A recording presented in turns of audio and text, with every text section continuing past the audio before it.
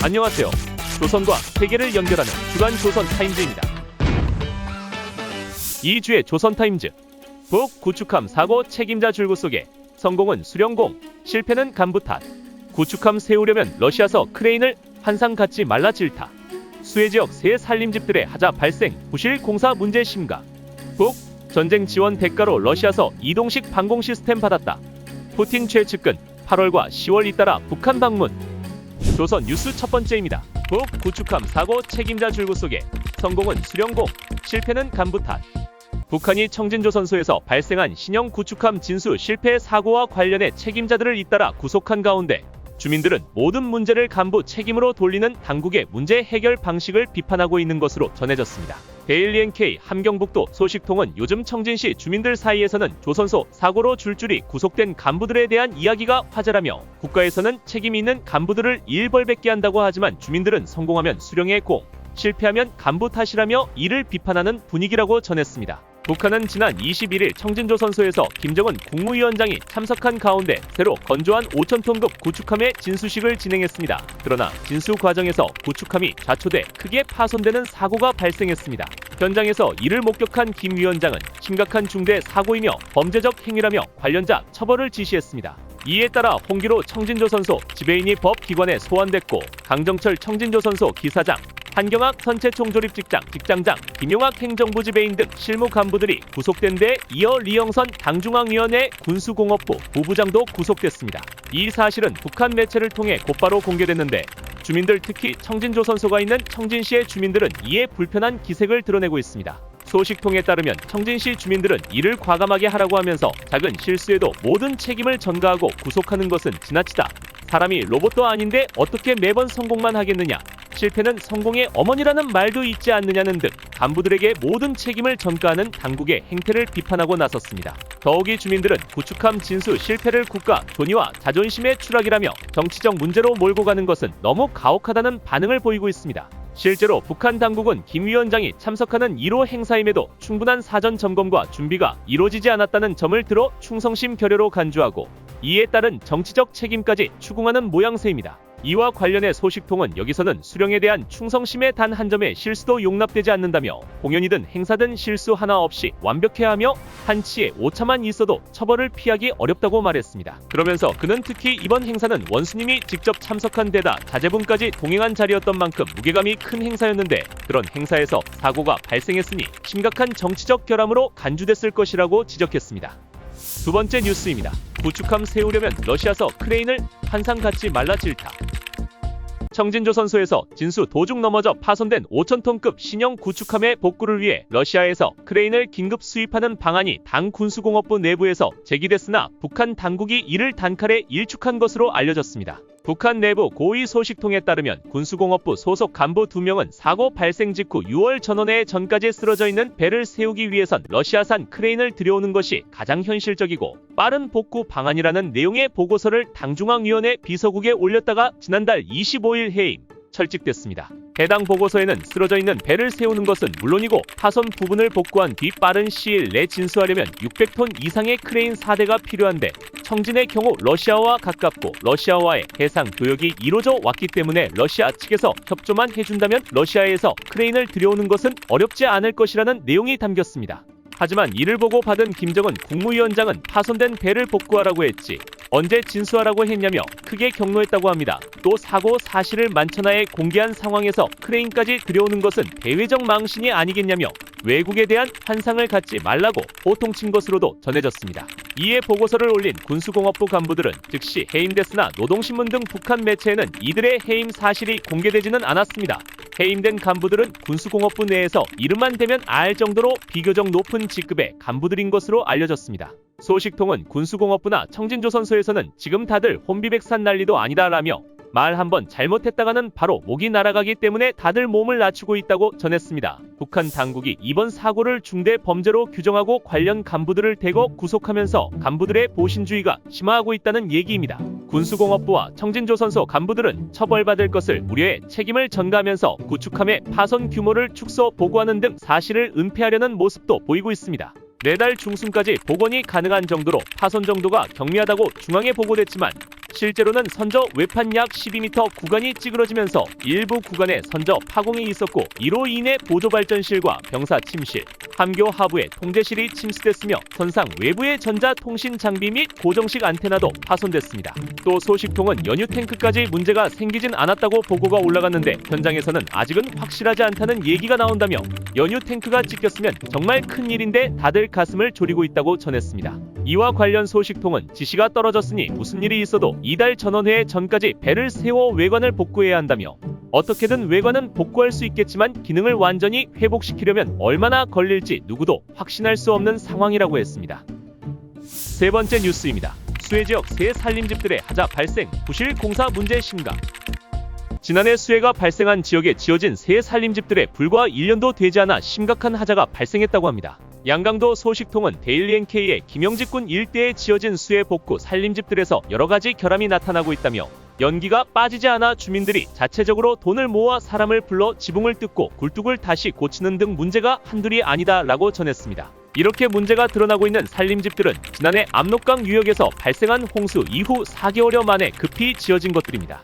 당시 북한 당국은 당원돌격대, 백두산영웅청년돌격대, 군인건설자, 사회근로단체 지원자 등 20만 명 이상을 투입해 평안북도, 자강도, 양강도 일대의 대규모 산림집을 빠르게 건설한 바 있습니다. 북한 매체들은 이를 두고 자연의 엄청난 광란이 휩쓸었던 평안북도, 자강도, 양강도의 큰물 홍수 피해 지역이 세상 사람들 누구나 부러워하는 행복의 별천지, 사회주의 이상촌들로 전변됐다며 대대적으로 선전했습니다. 그러나 정작 산림집들이 속도전식으로 건설되면서 여러가지 하자들이 발생하고 있다는 게 소식통의 전언입니다. 굴뚝이 제 기능을 하지 못해 입주민들이 직접 굴뚝을 다시 설치하기 일쑤고 질 낮은 자재 때문에 비가 오면 빗물이 집안까지 스며들고 있다는 겁니다. 산림집 외벽도 외장재를 발라 겉보기에는 그럴듯해 보이지만 자재가 습기에 약해 금세 들뜨고 갈라지는가 하면 내부 벽체 또한 시멘트 강도가 낮아 쉽게 부서진다고 합니다. 또 창문 유리는 북한에서 자체 생산된 제품으로 설치됐는데 겨울철 강추위에 깨지는 사례가 속출해 입주민 대부분이 비닐 방막으로 유리를 대신하고 있는 것으로 전해졌습니다. 이런 상황에 입주민들 속에서는 불만이 쏟아지고 있습니다. 소식통은 유리나 시멘트를 공급해야 할 공장들은 질보다 양에만 집착했고 건설 지휘관들은 비율이나 기준을 무시하고 결과물만 만들어 내려다 보니 지금 집들이 창고보다 못한 수준이라며 특히 위층 세대는 우풍의 낙수 문제까지 겹쳐 초과삼감보다 못하다는 말까지 나올 정도라고 전했습니다.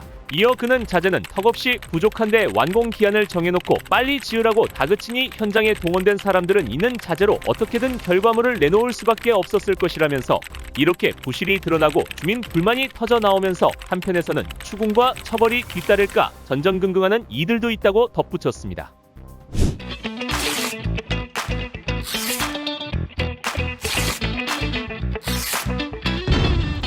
세계 뉴스 첫 번째입니다. 북 전쟁 지원 대가로 러시아서 이동식 방공 시스템 받았다. 북한이 우크라이나 전쟁 대규모 파병 및 무기 지원 대가로 러시아로부터 이동식 방공 시스템 판치르, 전파교란 장치, 탄도미사일 데이터 피드백 등을 제공받은 것으로 파악됐다고 다국적 제재 모니터링 팀이 밝혔습니다. 러시아의 거부권 행사로 지난해 4월 유엔 안전보장이사회 차원의 대북 감시 체계가 와해된 이후 북러 간 구체적인 무기 이전의 내막이 공식적으로 드러난 건 처음입니다. MSMT는 이 같은 내용이 담긴 최초의 보고서를 29일 발간했습니다.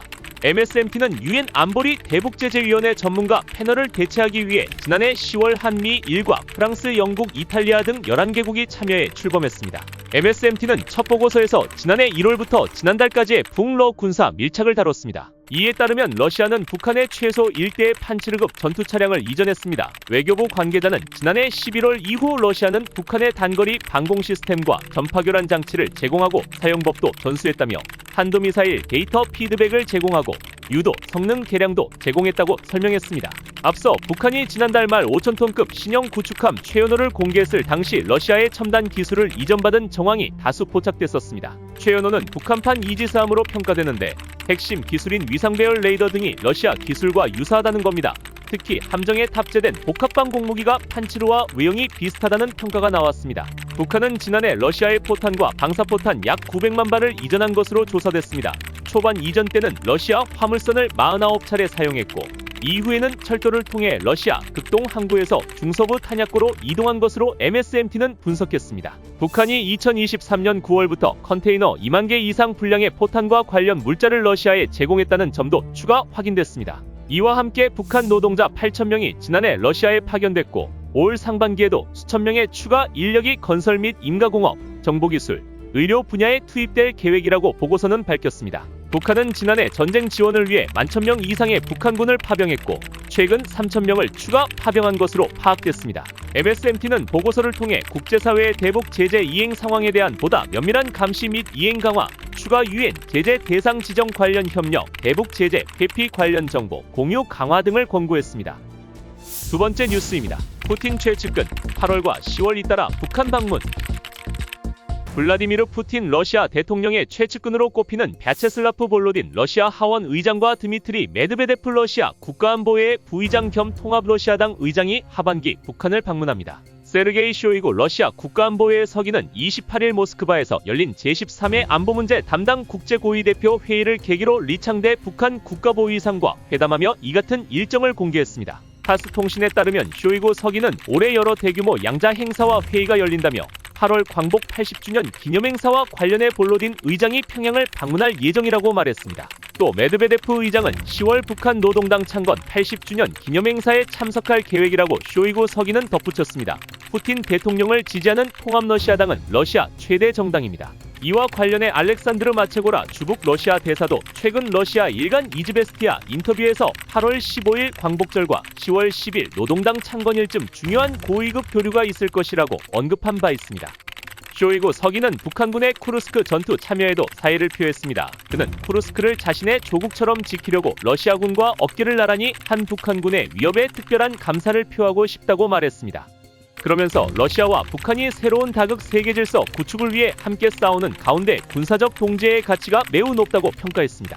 앞서 리 국가보위상도 이날 행사에서 4월 말 북한과 러시아 병사들이 한 참호에서 어깨를 나란히 하고 피를 흘리며 쿠르스크를 우크라이나의 신나치 점령자에게서 완전히 해방했다며 북한군의 쿠르스크 파병을 언급했습니다. 리 국가보위상은 29일까지 열리는 이번 회의 참석을 위해 북한 대표단을 이끌고 전날 모스크바에 도착했습니다. 리 국가보위상과 쇼이구 서기가 이날 회담에서 파병 북한군의 향후 활동, 전사자 유해 송환, 포로 문제 등을 논의했을 가능성도 제기됩니다.